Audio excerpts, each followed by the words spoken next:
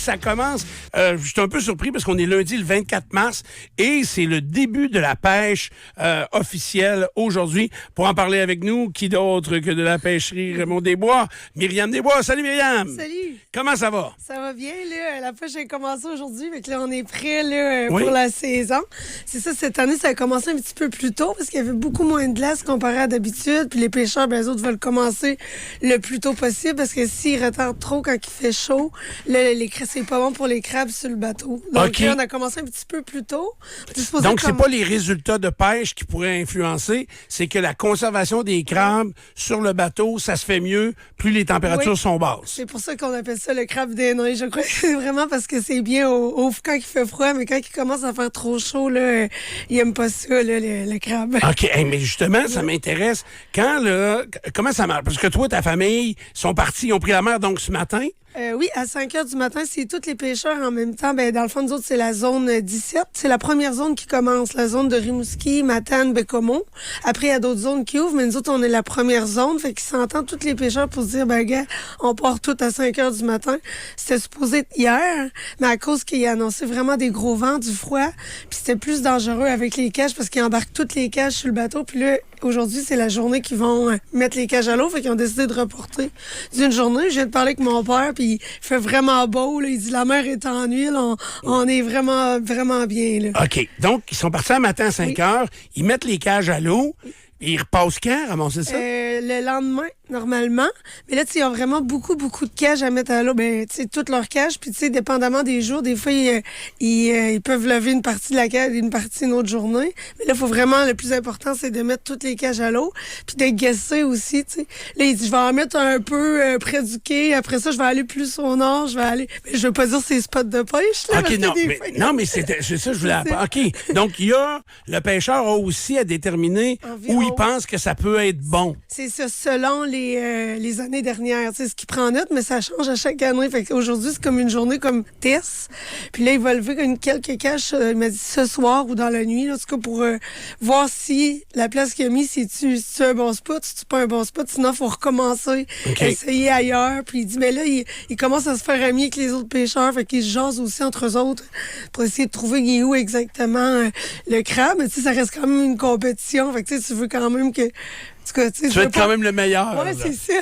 Un coup que les cages sont à l'eau, là tu dis qu'il va les relever, mais ils les remettent à l'eau tout de suite. Si le crabe est là. Si le crabe n'est pas là, ben ils vont le changer de place. On va aller pêcher dans un autre trou. OK. Est-ce qu'il y a des radars à crabe? Il y a des radars pour la truite. C'est vrai. Ouais, non, il n'y a pas de radar pour le crabe. Fait que c'est vraiment un guess. Ils vont trop vite, ils les arrêtent.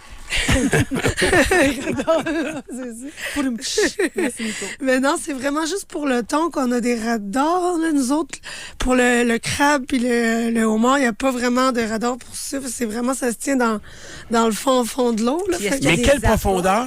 C'est vraiment dans le fond complètement. Je peux pas dire exactement. Ça va dépendre vraiment des fonds de l'eau parce qu'il y a des places c'est plus profond que d'autres, mais ça se tient vraiment dans le fond. Fait que c'est pour ça que dans les cages, il y a du ciment qui fait que ça cale vraiment complètement dans le fond de l'eau pour que les crabes embarquent dans la cage. Est-ce qu'il y a des appâts à l'intérieur des cages? Oui. Là, en plus, c'est ça. Là, on a de la misère à avoir du hareng, puis c'était du hareng, puis c'est surtout du hareng puis du maquereau. Mais là, on a de la misère à en pêcher au Québec. Fait qu'il faut le faire venir d'ailleurs. Puis ça engendre des coûts supplémentaires aussi, là. Ça, puis le prix de l'essence, là. Mais tu sais, on s'adapte à chaque année avec ça. Mais tu sais, c'est juste qu'avant, on prenait ces poissons-là parce que c'était moins cher. Mais là, c'est rendu plus cher. Mais tu sais, c'est vraiment les plus petits poissons qu'on trouve, les moins chers qu'on essaie de prendre là, pour faire de la bouette qu'on appelle. Une boîte qui est mise à l'intérieur de la cage, qui attire le crabe. Oui. Lui, il rentre dans ça facilement, mais il n'est pas capable d'en sortir. C'est ça, exactement. Puis à chaque fois qu'ils vont relever les cages, on va changer la boîte à chaque jour. Il y a des pêcheurs qui font ça à longueur de journée, juste remplir des sacs de C'est comme toi au Stanley. C'est pareil comme moi au Stanley. Tu rentres, mais c'est plus dur de sortir. C'est plus dur de sortir. Et là, ça va durer... Ça commence commence là le 24. Ça dure combien de temps? C'est vraiment des quotas. Puis là, cette année, en plus, les quotas ont baissé. Donc, tu sais, moi, je dirais, là, c'est le temps d'en profiter là. Tu sais, nous, à Québec, on va avoir du crabe mercredi. Et normalement, là, s'il y a du crabe dans les cages, juste qu'il a choisi ses spots, mais j'ai confiance en mon père. Puis ça dure environ 4 à 5 semaines pour nous. Tu sais, il y en a qui ont des plus gros quotas. Mettons, la zone 12, ils ont des plus grosses pêches. Mais nous, on se dépêche vraiment à pêcher le plus possible le crabe parce qu'après, mon père s'en va au mort. Fait que sinon, s'il pêche pas tout son quota, ben là, il faut qu'il s'organise avec d'autres pêcheurs pour pêcher pour lui. Fait que l'idéal, ce serait pêcher tout le crabe et après aller au mort. Pourquoi son quota baisse? C'est vraiment des zones... C'est vraiment des observateurs qui embarquent ces bateaux à chaque année puis là, qui vont regarder par rapport à l'année dernière, tu sais, comment que le crabe grossit. Fait que, tu sais, on baisse le quota pour assurer la pérennité pour que l'année d'après, on peut en pêcher plus. Fait que, tu sais, c'est vraiment plus... nous autres, on est contents parce que si on pêche toute la ressource, après ça, on n'aura plus... Il n'y aura plus rien, c'est ça. C'est vraiment pour garder la ressource le plus longtemps possible. Est-ce que tu sais quel âge a le crabe que vous allez vendre là en fin de semaine? Le crabe, c'est une bonne question. Je sais que le homard a environ 7 à 8 ans, là, la grosseur, une livre et quart. Mais le crabe, je sais pas, mais je dirais environ dans ces grandeurs, tu sais, dans ces âges-là, 7-8 ans, là, parce que c'est tellement petit quand ça naît. Puis là, ça a quand même une bonne grosseur. Là. Ils ont une mesure sur le bateau. Là. Ils ont une grosseur à respecter. Sinon, ils le remettent à l'eau? Ils le remettent à l'eau, exactement. Qu'est-ce qu'on regarde? Est-ce que c'est la coquille ou la largeur avec les pattes? C'est vraiment la coquille, la grosseur de la coquille qu'on mesure. Corps. Le corps, oui, exactement. Okay. Puis les femelles, les autres sont tout petites. Puis si on n'a pas le droit de les pêcher, on les remet à l'eau. Puis c'est facile à voir. Là. C'est vraiment des petits crabes. Je sais pas comment que ça se fait, là, mais ils sont vraiment petits, remplis d'œufs. Puis on les remet à l'eau automatiquement. Donc, on pêche que des mâles. OK. Donc, ça permet de préserver la ressource et tout ça fonctionne très, très bien. Bon, toutes ces dépenses-là, le baisse de quota, le carburant qui paraît, tout ça, est-ce que c'est ça qui va déterminer le prix du crabe? Tu sais, il y a des années, c'était parti en fou. Ouais. Puis là, les gens trouvaient ça cher, fait que ça s'est rajusté. Là, on n'a pas d'idée du prix encore. Ben là, c'est ça. Genre, on parle entre les pêcheurs. Là, c'est sûr qu'il va y avoir une augmentation. On parle peut-être d'une pièce et demie, 2 pièces de plus la livre. Mais c'est pas encore confirmé. C'est pour ça que là, on est toutes... on s'appelle toutes entre nous autres. Les poissons, je parle avec du monde de Rimouski. On essaie d'établir le prix le plus juste, mais en fonction de aussi la baisse de quota, puis aussi, il y a le 25 % là, aux États-Unis, on ne sait pas si ça va changer vraiment quelque chose. T'sais, nous autres, on a la chance de le vendre directement dans nos poissonneries. On a 3 poissonneries, puis mon père a de la misère à fournir des fois. Fait que toi, tu n'en exportes pas du tout là, aux États-Unis? Quasiment pas. Parce que nous autres, on envoie ça à l'usine. L'usine après, eux autres vont envoyer ça... où la demande allait. Mais c'est vraiment, là, l'année dernière, je pense que à peine 10 % de ce qu'on a pêché est envoyé à l'usine. Fait qu'on est indépendant.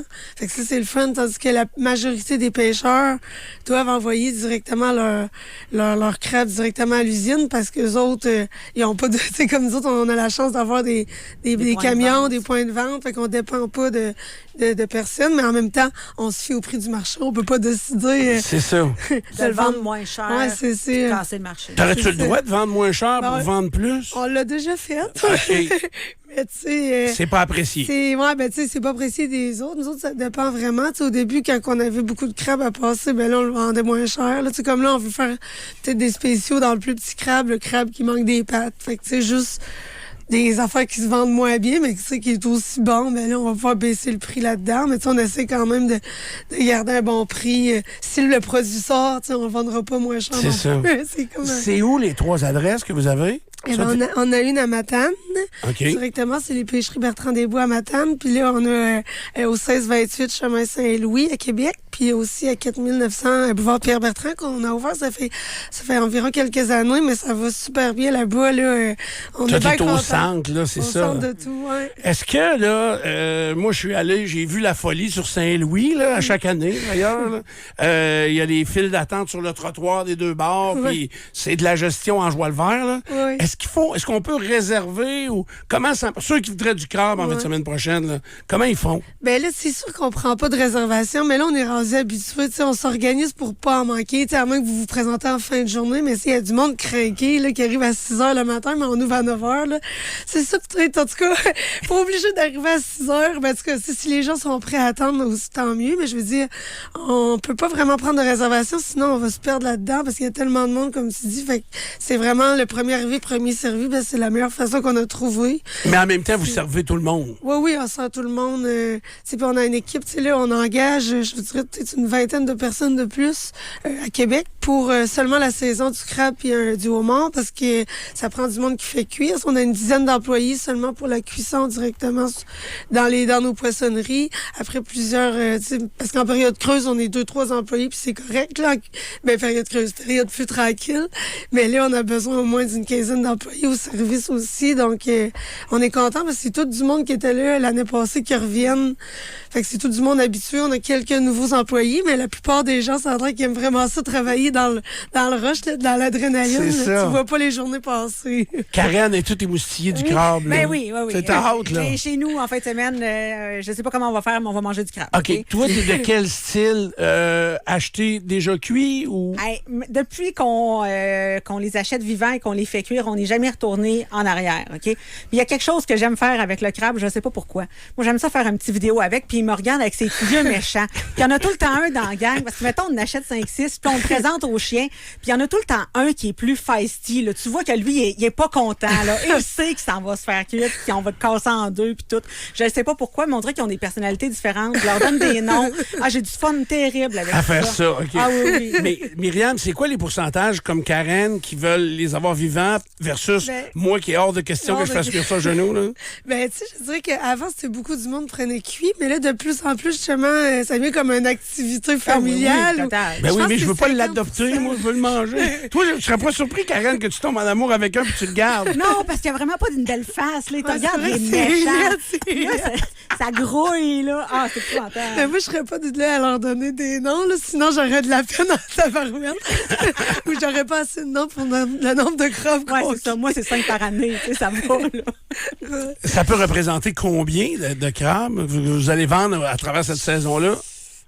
Ouf, je dirais tabarouette, c'est environ, mettons, mon père pêche environ, je pense que c'est 150 000 livres qu'il pêche cette année. Donc là-dessus, il y a une centaine de... Il y en a pas mal qu'on fait cuire puis qu'on vend vivant. Puis on a des arrivages à tous les jours. Là. Mais les fins de semaine, on vend... je dirais des 7-8 000 livres de crabes là, par poissonnerie quasiment. Je l'ai vu, ça s'est beaucoup ajouté sur des menus en restauration. Oui. Eux autres, la restauration, est-ce qu'ils passent par vous autres ou ils utilisent un produit qui est différent? Ben, tu sais, beaucoup de restaurants fournissent beaucoup de restaurants, mais c'est sûr que là, tu sais, nous autres, on est pas mal dans le rush, fait que, tu sais, je conseille aux restaurants de venir le chercher eux-mêmes, là, tu sais, on fait pas vraiment la livraison directe au resto, mais c'est sûr qu'on fournit plusieurs, parce que, tu sais, on a la chance directe du pêcheur, fait que c'est sûr que de plus en plus, les restos veulent d'achat local. Puis avec notre restaurant, en plus, nous autres aussi, on a la chance d'avoir les produits directs au resto de la Gaspésienne 51. Là, on va y chercher direct. On est un à côté de l'autre. Fait que c'est vraiment... C'est ça, c'est dans la famille. C'est là. dans la famille. Est-ce que, bon, là, tu nous as dit 4 à 5 semaines pour le crabe, ou à peu près. Oui. Puis le homard, donc, va commencer tout de suite après ça? Oui, exactement. Là, à fin avril, là, le homard va commencer. Puis ça, c'est pas ça marche pas par quota, c'est par période. Donc là, c'est environ 2 mois. C'est 10, je pense que c'est 9 ou 10 semaines.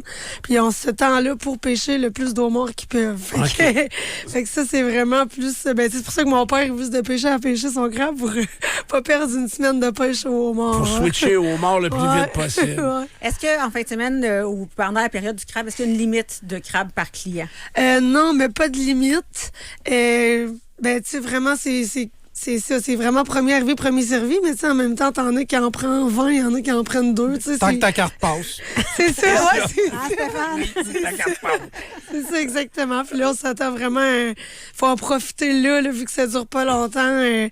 C'est une fois par année, puis on tombe direct dedans. Je l'achète le matin, je le fais cuire pour le souper. Comment je le garde entre-temps? Je le mets dans une bassine d'eau? Je le mets dans le frigo? Il y en a beaucoup qui m'ont déjà appelé pour me dire qu'ils avaient mis ça dans l'eau, mais faut pas faire ça parce que ça vit dans l'eau salée oxygénée. Fait que si tu le mets dans le bain, tu peux le tuer.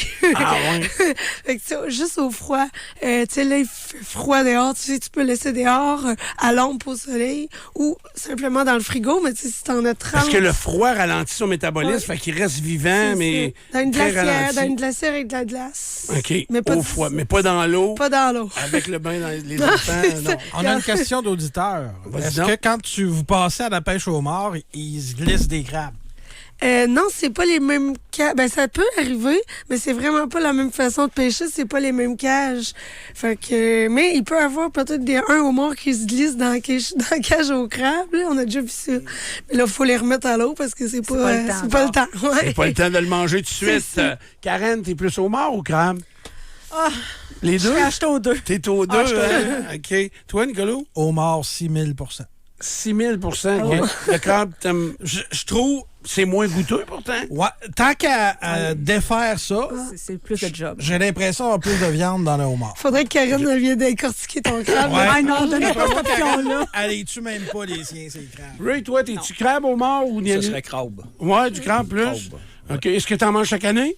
Oui. Dans la période, oui. Pierre, toi, c'est crabe aussi, Moi, me c'est semble. tout. Puis Ah, ça tout? pourrait être 3 repas par jour toute l'année durant. Ouais, hein? Moi, Il y a j'ai eu pas une de époque. gaspillage. Moi, j'ai eu une époque où est-ce que je mangeais du homard une quarantaine de fois dans l'année. Puis toi, t'es manges au complet. Je sais, à chaque oui. fois que j'y pense, j'ai mal au cœur. Moi, ce que je jette, c'est juste la Quand coquille. il pense à toi, il a reste mal au cœur. vraiment juste de la coquille. Puis souvent, on l'a utilisé pour faire un bouillon en Pour plus. faire une biscuit. Wow. Ça donne faim un matin. Ben, pas Zéro moi. déchet. Toi, tu manges-tu, Myriam, tu manges-tu le homard au complet aussi? Non. Non, OK. C'est C'est ça. un peu difficile. Ben, j'aime plus le crabe. Moi, je suis plus crabe, mais le homard, très bon aussi.